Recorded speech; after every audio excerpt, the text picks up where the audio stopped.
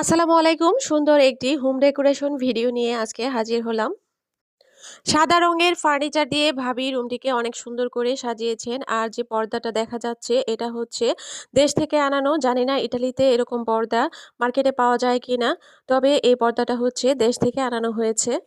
৬ পার্টের একটি বড় আলমারি, একটি সুন্দর ড্রেসিং টেবিল, সাথে লাক্সারিয়াস খাট, আর খাটের দুপাশে হচ্ছে ২টি সাইড টেবিল। আর মেঝেতে আকর্ষণীয় কার্পেট তো আছেই। সব মিলিয়ে অনেক সুন্দর করে রুমটি সাজিয়েছেন। ৪ দেয়াল বিশিষ্ট রুমটিতে খাটটিকে আকর্ষণীয় দেখানোর জন্য একটি দেয়ালকে লাল রঙে রাঙিয়েছেন।